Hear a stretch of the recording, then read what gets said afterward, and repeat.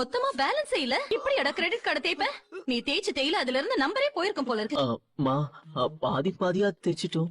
என்ன பாதி பாதின்னு புரியுற மாதிரி சொல்லி தொலை.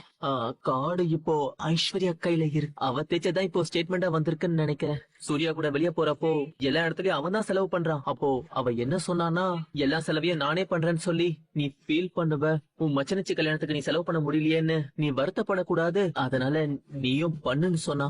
அதனால நானும் கொஞ்சம் தேய்ச்சிட்டேன். தேய்க்கிறதுக்கு இது என்ன சோப்பாடா? பொண்ணு அக்கறையா இருக்கிற மாதிரி நடிக்க சொன்னா நடிச்சுட்டு மட்டும் திரும்பி வர வேண்டியதானே. கிரெடிட் கார்டு தேய்ச்சி இப்படி கையை சுட்டுக்கிட்டு வந்திருக்க. எனக்கு வர ஆத்திரத்துக்கு அப்படியே உனக்கு கொல்லணும் போல இருக்கு. நடக்காத கல்யாணத்துக்கு என்னமா கூத்தடிக்கிறாங்க. நல்ல வேலை சரக்கு அடிக்கிற நேரமா பார்த்து அம்மா வரல. எப்படியோ ஐஸ்வர்யா இல்லாத நேரத்தை ரூமா பாரா மாத்தினது ரொம்ப நல்லதா போச்சு. மா, நான் கூட உன்னை இவ்வளவு நாள் சாதாரணமா நினைச்சேன். ஆனா நீ பயங்கரமான ஆளுமா. என்ன பயங்கரமான ஆளா? என்ன திடீர்னு இப்படி சொல்ற? நான் என்ன பண்ணேன்? பின்ன எங்க வீட்டுக்கு வந்து பத்திரிக்கையும் கொடுத்துட்டு விஜய வரவேணா நாசுக்கா சொன்ன பாரு, அங்க நிக்கிறமா நீ. அதுவா? அப்படிலாம் ஒண்ணு இல்ல. மா, சும்மா சமாளிக்காதம்மா. அம்மா அங்க அப்படி சொன்னது உண்மையா இல்லையா? என்னையாம எடுத்து விடுற? அப்புறம் எனக்கு அடுத்த வேளை சாப்பாட்டுக்கு பிரச்சனை வந்துட போகுது.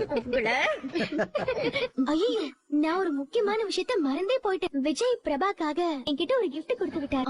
எக்ஸ்கியூஸ் மீ, நீங்க தானே மிஸ்டர் வரும்? நீங்க தான் அனாமிகாவா? Behave yourself Anamika. நீ யாருன்னு எனக்கு தெரியாது. அப்படி இருக்கும்போது பிரபா பத்தி எப்படி பேசலாம்? பிரபா மேல இவ்ளோ அஃபெக்ஷனா இருக்கீங்க, ஆனா இதே மாதிரி அங்கேயும் இருக்கணும்ல. அதான்